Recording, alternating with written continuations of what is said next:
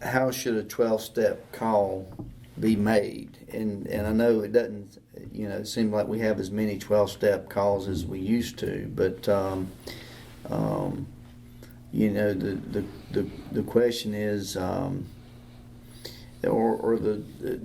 we got some do's and don'ts of 12-step calls. That's kind of wide open. I maybe move on to the next one. The big book talks about administering sedatives and using beer to detox newcomers. Does this still apply to modern times? And how do we determine if it's okay and when is it dangerous? Mm-hmm. Well, I tell you, it used to be the norm, to have that stuff. I've done hundreds and hundreds of 12-step calls, and back in the old days, when there was no such thing as access to a hospital, drunk or sober, for an alcoholic, and no treatment centers, no detox, you were stuck. I literally used to carry whiskey in the trunk of my car when I was doing a ton of 12-step calls. I kept whiskey in there. I used it. That was the detox thing. You just taper the guy off, because otherwise you get the monkeys when if you do it too quick. And so I've done it. I had a guy one time who was a barber, and fool. His favorite beverage was bay rum shaving lotion. God, I couldn't even stand it put on my face. Yeah, but I mean it's just awful. But he just every time he'd get drunk on that stupid bay rum. So I 12-stepped him one time, and I said I'm gonna take you down to my house. And he said, "What for?" I said, "Well, we're just gonna sit down and talk a little, and we're gonna drink some bay rum." He said, "Really?" I said, "Oh, yeah." And I had bought a box of it, the bay rum, because I meant to bring that sucker off it or kill him, one or the other. And I sat him in a rocking chair in my front yard, and I made him drink bay rum till he begged for mercy. And he said, "I don't want any more of that." "Oh, yes, you do." And man, I stuck that bay rum to him till he literally was begging for mercy to say, "Man, don't make me drink any more of that stuff." And he got sober. Not that day, but he got sober though. He never went back to bay rum again. I broke that boy. All right. I know the do's and don'ts are just one of the things from my experience is I always go on a 12-step call with two people. I don't need to ever go alone. If I can't find somebody to go with me on a 12-step call, should I tell them I'll come, as soon as I can get up with a member to go with me, or go by myself? I think one thing we got to keep in perspective is that this is a different world now. When I've been on hundreds of 12-step calls by myself, hundreds of them, and there was nothing else, and there was nobody else. That when you're the only Indian in town, you got. So, it's good to have somebody with you. I think it's great. I took somebody with me on a 12-step call in this group one time. And anyway, I think it's awfully good to have somebody. Two better than one, but I don't now, and I never have hesitated to go alone, and never have run into a situation that I couldn't handle. Now I tell you another exception is if a woman. I won't call on a woman without a woman with me. No way. I don't care who it is, and. I think that's critically important because, man, you could create a lot of trouble and havoc with that. Yeah, like we had I won't get into too many war stories, but I was on the board of a club in Charlotte years ago when 12-step calls were the order of the day. That's what everybody did. There was no treatment. And we started getting some complaints that women called in for 12-step calls, and somebody would come out there and just take advantage of them. And so we started getting complaints about it. And those of us, I was on the board there, and so we started looking at that. And what it was, there was a guy that he would stand over by the counter, yeah, and when a call came in, he would carefully watch and get the phone number or get the address of the person, and then while normally the guy on the desk would round up somebody to go do the call, this guy would take off and go do it.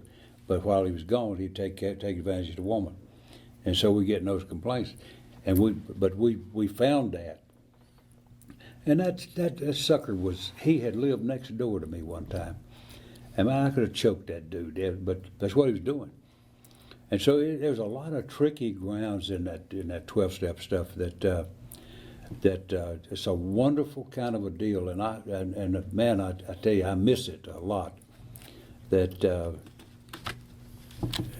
Well, I won't go into a dissertation on it, but I think one of the things that's happened bad in our program is the demise of 12-step calls. They're almost an oddity now. I've had three from three members. Three of them came from ministers of this church that they put somebody to touch. But they're few and far between, and. What's happened, and I won't go into a whole bunch on it, but the 12-step call, it created a bond of loyalty second to none. If you go into somebody's rat nest and help them get out of that thing and get them over to dry heaves, I guarantee you got loyalty unending. That person would not hesitate to do it for somebody else. And when treatment came along, that was no longer necessary. And we quit doing it. We literally quit doing it. And what you saw was a huge difference in AA, where people were sort of casually into a group or into a meeting or whatever, but that bond of loyalty and willingness to go get them, that disappeared. And so we're coming back from that, hopefully. Yeah, so, and this, may or may not tie into a 12-step call, but, I know a lot of times we'll get a person that's in trouble, and maybe we take them and drop them off to detox, maybe follow up, and maybe help get them in a treatment center, and then they get out of the treatment center, maybe they stay sober for a while, and they get drunk again. Mm-hmm. It seems like the norm now, whether it's an AA member or their family or whoever, wants to run them back to another treatment center. What are your thoughts if a person's been through a 28-day program and they stay sober a few months or whatever and then get drunk again? Does it make sense to run them back through a 28-day program or try to introduce them to the first 164 pages of Alcoholics Anonymous? Yeah. No, I wouldn't. I wouldn't do it. I'm not unfond of treatment. I'm grateful that it's here, but there were a lot of bad things happened when treatment emerged, and it wasn't the fault of treatment. It was our fault, because when that came up, we quit doing what we were doing, and the character of AA changed in a lot of ways. The way meetings occurred, and all of that changed when we started dealing with a new entity called treatment. 12-step calls disappeared, and that loyalty, that fierce sense of belonging and willingness to go get them was gone. And it's hard to generate that just in meetings. That has to come from a real profound experience. So I think we got some real heavy digging to do in that area. Talking about that loyalty, I don't know that just in my.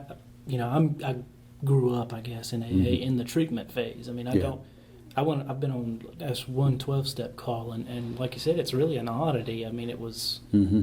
I'm glad that I got to go on it. I wish I could go on more. I got a lot out of it. I don't know if he got anything out of it, but I did.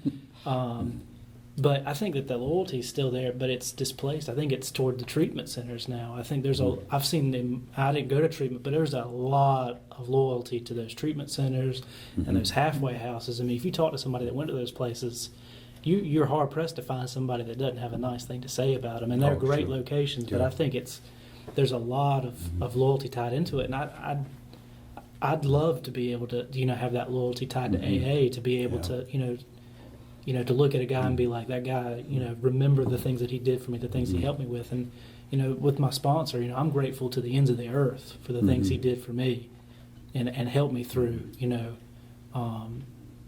I couldn't imagine, being tied to another human being that way in any other context. And I think this program, has given me that. Yeah, I told Roger that I would, if he'd like, I'd get in with him on the CPCPI. That's the bridge, and we almost broke that bridge down, and so when treatment, I know here in this county, when the treatment center opened over there a long time ago, opened the hospital. Normally a CPCPI deal would be to go over there and meet with them and negotiate a relationship and all that. They beat us to the punch. And somebody called me and the two top managers of that program met with me and somebody else and set up the nature of the relationship. The problem with that, and it wasn't a problem, is that they were taking what should have been our initiative. That should have been our deal, that we actively reach out to the folk. But as it was still valuable because we've had a great working relationship for 30 years or more with the treatment center over here and detox and so on. So it had its value, but when we set it up and we go in and do that 12-step call, that real fierce loyalty, to hear you'll see people saluting the flag of the treatment center or the halfway house. But when you do that 12-step call, man, there's a bond of loyalty to that can't be broken. And that's what we've moved away from. We didn't move away, it just disappeared. And so the next part of the question, or how to deal with a person who has no place to live that wants to get sober. We know we have two options. We can either take them to detox if they've been drinking, and or maybe get them in a treatment center. But if these two options aren't available, where do we send the person? let me tell you an experience that I think addresses that in a way. You remember Doug, our man Doug? Mm-hmm. I won't say Smith was his last name because it's on recording, so I won't say Doug Smith. But but Doug, we were over the other group down the street here, and Doug came up to me and he said, he called the name of the guy. He said, well, I can't remember his name, but whatever it was. He said, he's downstairs and he's got no place to stay. And I said, well, I mean, he said, will you come down and talk with him? I said, sure, I'll come on down. So I went down. And Doug was a soft-hearted guy. I mean, he would do anything for anybody. And so I went down and I talked to the guy, and he just said, I understand you don't have any place to stay. And he said, no, I don't, and I don't have any money yet. I said, where'd you stay last night? He said, we were standing right up by the court, you know, the jail and all that. And he said, I stayed in jail. I said, okay, go back over there tonight. And he said, back to jail? I said, yeah, that's where you stayed last night. And he said, well, okay. So he went over and he's walking across the field. Doug was standing there crying. I said, what are you crying about? He said, I hate to see the man going back to jail. I said, look, you don't run the mental health center for Moore County. He's going to jail, you go home. But he was a kind of soft-hearted guy. He would have taken him home, and if he had, he'd have had him there for a week.